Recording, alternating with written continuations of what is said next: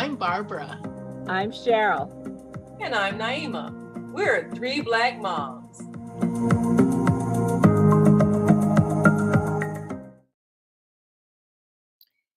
If you pick your newborn up or your baby up when they're crying, you're going to spoil that baby.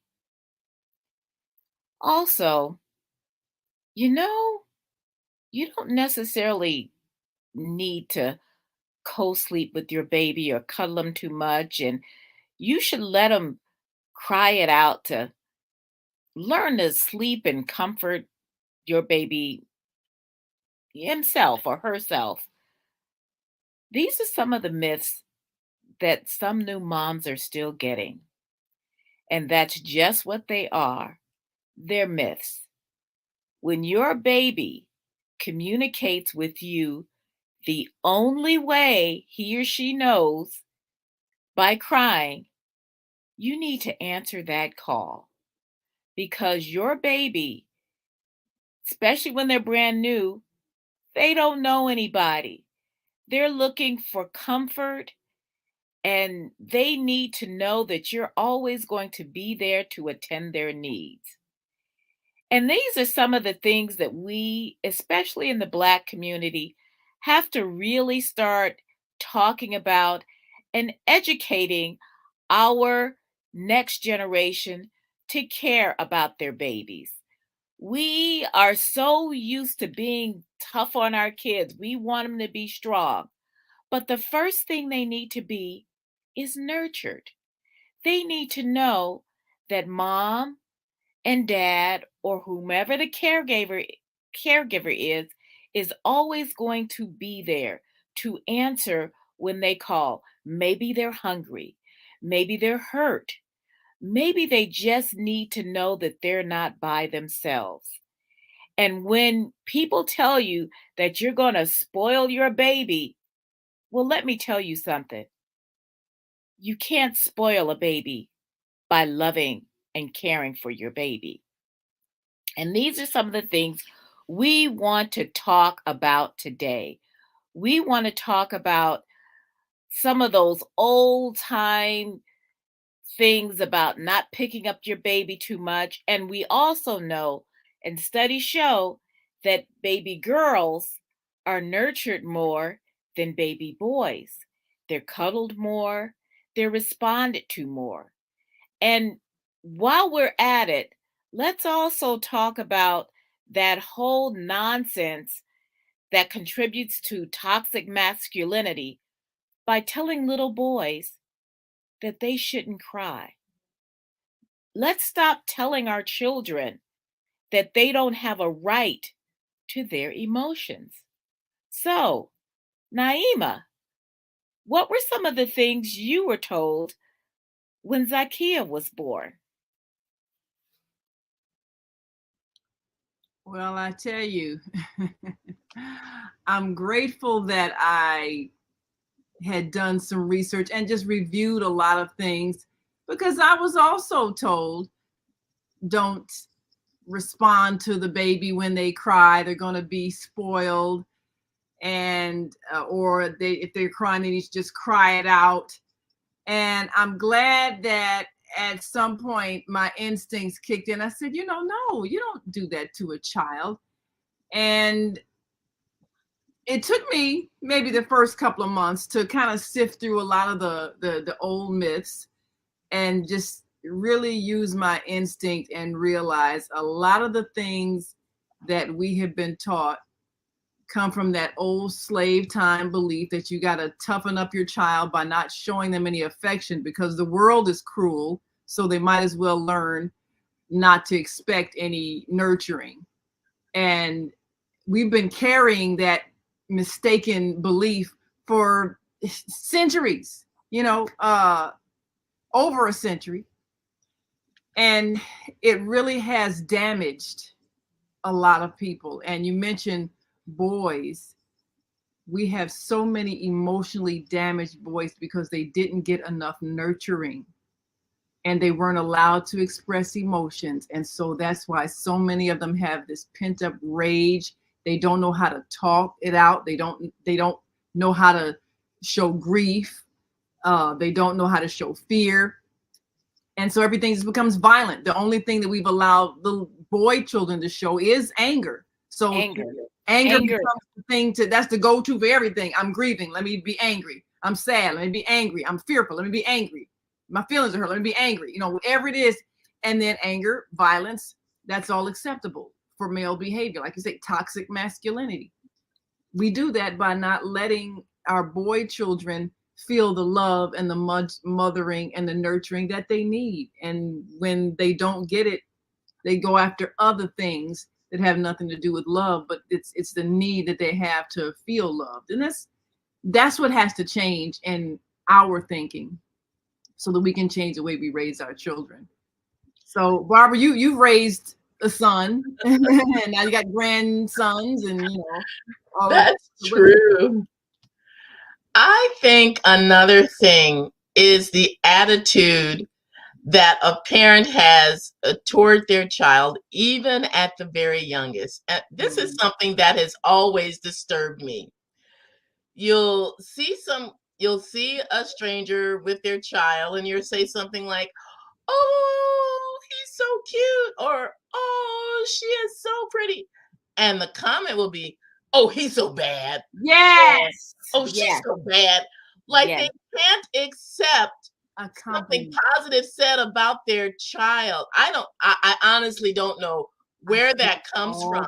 But if you start instilling that kind of criticism, that critical response about anything positive, your child will experience a type of insecurity that really cannot be explained.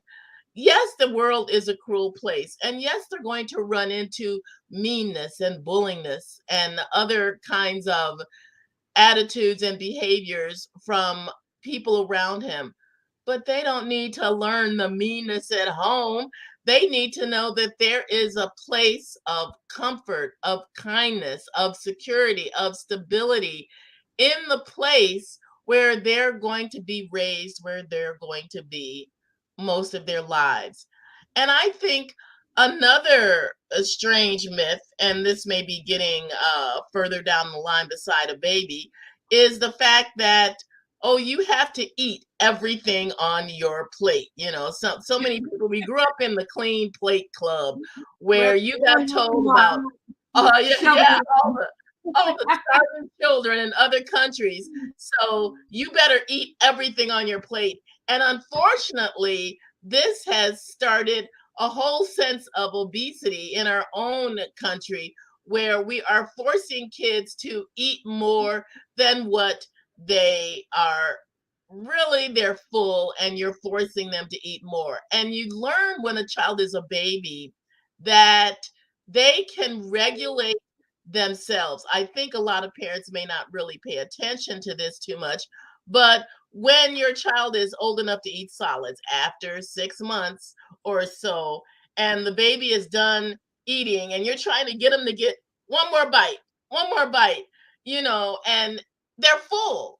And you don't need to force a child to eat, because when they're hungry, they'll ask for more or cry for more. But this whole thing of you've got to make it all disappear and force feed a child when they're really done eating, that's another one of those myths that the child's going to starve to death if you don't force them to eat past their sense of fullness. And you teach kids to not be able to listen to their own body. That's exactly right. And then years later, when they're going to Weight Watchers and somebody has to tell them, you eat when you're hungry and you stop when you're full. And they have to ask, how do you know when you're full? Yeah. And what they tell you, by the way, is when you sigh. And you will have, and if you pay attention to that one little thing, you will go and you will have a full plate of something, and 3 or 4 bites in, you will sigh. Guess what? You're done. But the thing is that we keep eating because we have been taught from infancy to clean your plate or to keep eating beyond. And I think if everybody actually stopped eating after that sigh, you would see the weight go down. You'd see a whole lot of more people with doggy bags and leftovers, but that's okay because you have to retrain your body. And there's a lot of things that we do, and some of it is really, as Black people, we have got to stop punishing our children for being children. Barbara, when you were saying something about somebody saying, oh, they're so bad, I have told young mothers, and when they say, oh, they're just so bad, and I said, no, he is not being bad. He is curious. He is showing signs of intelligence, and the curiosity is right where he is supposed to be. And yes, when they are 2 and 3 years old and they are getting into everything, you need to limit them to make sure that they are safe and show them some boundaries for safety. But you need to embrace the fact that they are curious about the world around them because their brains are growing. And we can't keep telling our children, just go somewhere and sit down, because we do not need to be raising children who are just placid and they're not little old people that need to just sit down and rest their bones. They are children, and we are constantly worried, and the society does that too. They had a experiment once with all these teachers, and even the Black teachers did this. So they were showing these teachers, there were 4 children. There were 2 Black children, one female, one male. There were 2 white children, one female, one male. And they were telling these teachers, okay, watch for misbehavior. Actually, the trick was there was no misbehavior in any of the children. They're like 5 years old. And there was no misbehavior in any of the children. And what the experiment actually was is that they were watching what child the teachers were focusing on. All the teachers, including the Black ones, were focusing on the Black boy. Wow. So they were all expecting for this Black boy to misbehave. And so and like I said, it was obvious even for the Black teachers to do this. So we have already socialized ourselves to expect our Black boys to misbehave. That is why they're more harshly punished. So we need to, start from the crib. When your little boy cries, you pick your little boy up. Dad, you kiss your little boy. You tell your little boy that you love him. When he falls and he hurts himself, don't tell him, oh, you need to man up and big boys don't cry. You comfort him and say, what's wrong? Because if that was a little girl and you did that, that's the same way you would treat your little boy. And when a child is hurt, you comfort them. When they're hungry, you feed them. When they're done eating, you don't punish them for not cleaning their plate. Make their plate smaller, make the portion smaller, and don't overwhelm them. And these are the things that we need to toss out as a people. As a people, we are. I'm so blown away by Trevor Noah's last show and what he talked about Black women and how he praised Black women and says, that we need to be listening. Well, we need to listen to ourselves. We need to listen to our own instincts and stop having someone else tell us, oh, don't pick that baby up. We already know how we're supposed to nurture our children. Just get out the way. Let us do it, because don't let someone else tell you how to love your child. Absolutely. The thing that we get stuck on, and you probably have had this happen after you explain to a mother not to say her child's bad. You explain the whole thing. They're just curious. They're showing intelligence. You want to encourage them, give them ways to explore. You say all of this logical stuff, and then they still erase everything you just said. No, they just bad. And you want to take the mother and just take them. It's like, dig it out. But But You know what? Because that's what they've heard. That's why you would heard. That is what they've heard. That's what they've grown up with. When people go on and on about how they were beaten as children and they turned out okay, as if trauma is okay, and they will keep on passing on trauma to the next generation, and all the other things that they do. That's why you get these horrific cases of people leaving their kids out in the cold to freeze to death. People like forcing their kids into closets and starving them to death and all these other things, because we are convinced that childhood curiosity is a bad thing, that childhood growth is a bad thing, that childhood, even when they're boisterous, I mean, a lot of children are over the top and all these other kind of things, and there's ways to redirect, undesirable behavior or behavior that is self-destructive, but telling them that they're bad isn't one of them. Right. That's a type of conditioning, I think, that is so harmful. It's very wounding. I just happen to have finished a book with my women's group. Can't see it. What is it? Can't read that. It is from You Are Worth the Work by Junie Felix, From Trauma to Faith. And she talks a lot about the trauma in her own life, growing up with a mother that had mental illness. So there was definitely abuse there. And also homelessness and just all around craziness in their household with 7 children. She was the oldest of 7 and was in therapy, can you believe, at the age of 4 because of the wildness. I mean, there are other words to describe it that happened in her life, but also how the healing process had to take place and is still taking place in their home. And I think that it is so important. I know we talked about this earlier in our show on Black people need therapy. Why won't they get it? The importance of dealing with childhood trauma that comes up in unhealthy ways as an adult.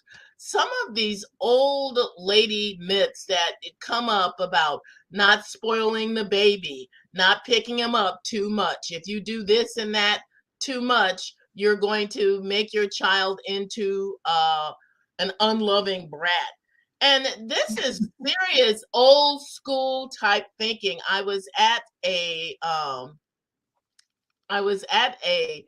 girls baby shower, and all the moms were all giving all kinds of advice, writing things in the new mom's journals. She hadn't had the baby yet. And I was surprised at a couple of my older friends who said that same thing. And I didn't want to come off and sound contradictory, but I actually did pull the mother aside privately and say, you know what, don't listen to that. If your baby cries, your baby is messed up as they are. You get to a place where you can recognize the different cries and what they mean. But if you are letting your child get to a point where they are now screaming, you are not going to be able to discern what is wrong if you're not prompt in dealing with their needs, checking everything. Sometimes it just means just to hold them. And there's totally nothing wrong with that. That's fine. And that's okay too. The other thing that people have in their minds, the idea of don't let your child get the big head. So that means no, don't praise them. Don't say anything nice about them. Don't say anything complimentary to their face, because then they'll become conceited. Now that's another myth that I don't know how that developed, but that I see that a common thing where if for some reason parents think you're not supposed to say anything nice about a child, you're supposed to keep them humble. Matter of fact, I think I heard someone use that term. Well, you want your children to be humble. And I'm like, how is we are not, you know what? Make them humble, and how? You know what? Because we still want to raise slaves.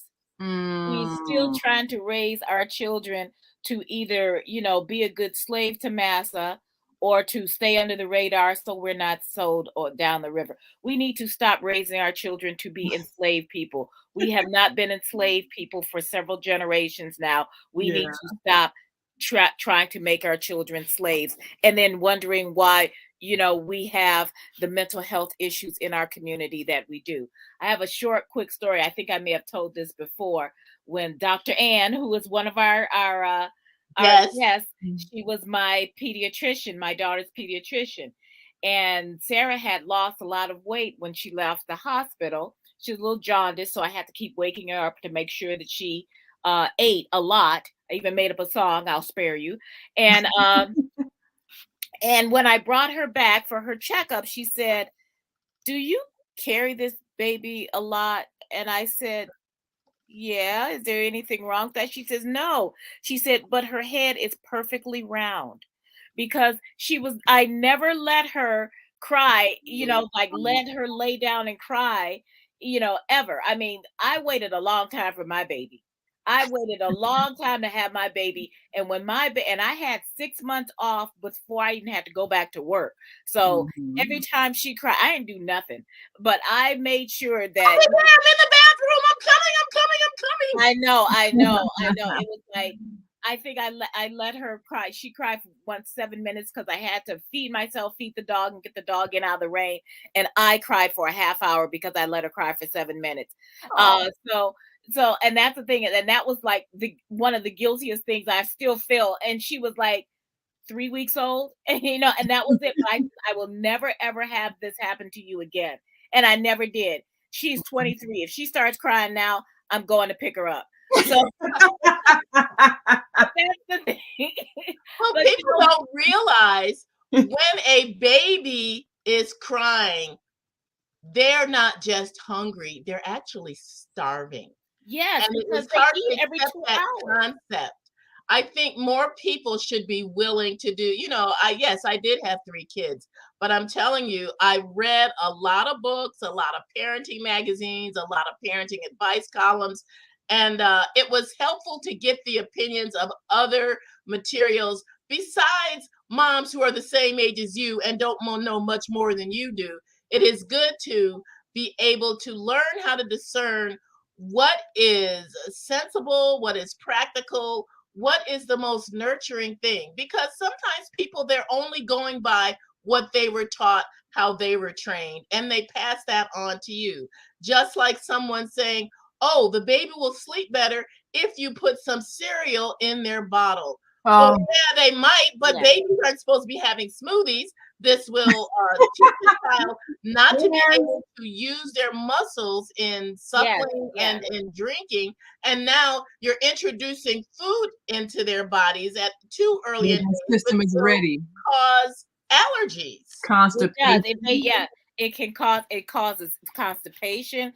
It causes our food allergies. In fact, Dr. Ann has said that that's why a lot of children get, especially Black children, get asthma at too early an age. Is them people introducing cereal like 4 months old, and all of a sudden they want to start putting them on rice cereal and putting it into their formula. I actually had a mother, and she was her daughter was exactly a month younger than Sarah. And she was an older mom too. And she was doing that. And I didn't want to say, you shouldn't do that. But I said, talk to your pediatrician about that. And so when she did, she says, okay, my pediatrician said not to do that. But I didn't want to get on her case because what I knew, because like Barbara, you said, I was a new mom too. But there's things like that we will, that we do know, but then people kind of dismiss it because you're learning too. So you just say, you know what, talk to your doctor about this. But I'm not sure that that's a really, if you want to just have them do that just so they'll sleep better. And that was the whole thing, is that, you do this and you introduce this stuff so they'll sleep better because they're fuller. Kids are going to eat. They're hungry every 2 hours. Be ready to feed them. Don't try to feed them on your schedule. How would you like it if somebody says, "Oh, you can only eat every 4 hours." I eat. and that's it. and you're starving because you just worked out and you did all this other kind of stuff. No, you can't have anything to eat or drink until those 4 hours are done. You know, you would be so hangry by that time that you're ready to tear somebody's And head you off. don't want a candy bar either. You want food. You want food. Yeah, you don't So, want you know, transportation. so listen to yourself and listen to your baby, because, you know, and keep that relationship. Don't let anybody try to keep you from loving your child too much. And that's one of the things that we need to stop doing. Don't let anybody keep you from loving your child too much. Well, we have to go, but definitely talk to your pediatrician and make sure that you don't follow any of these.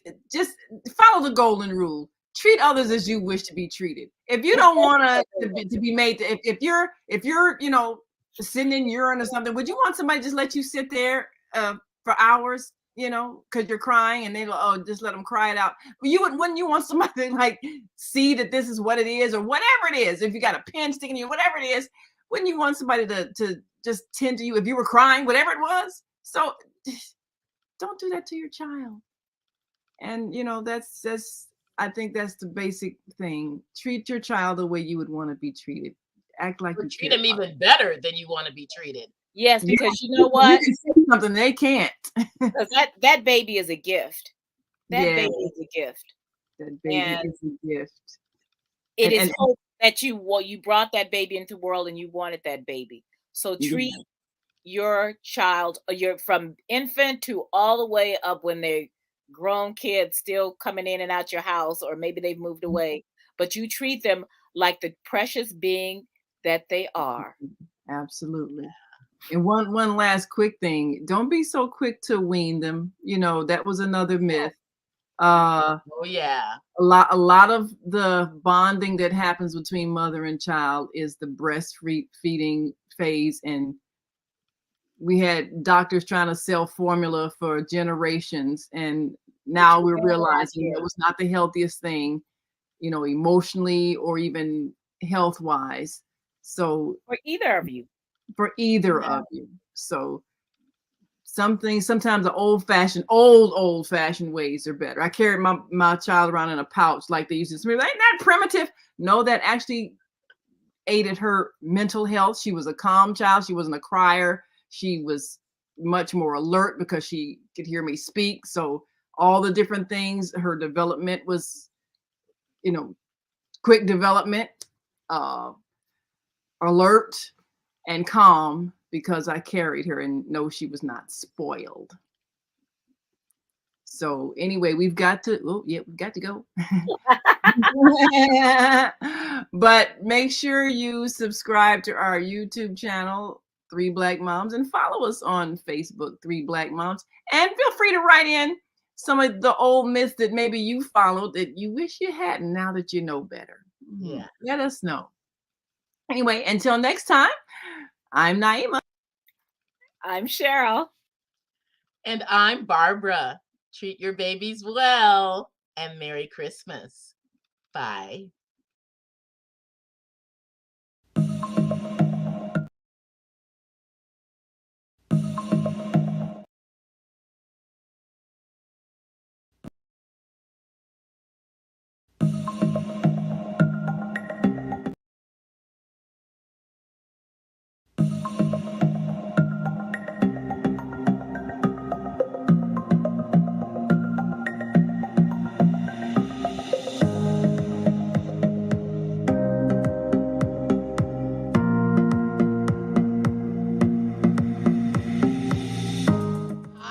I'm Barbara.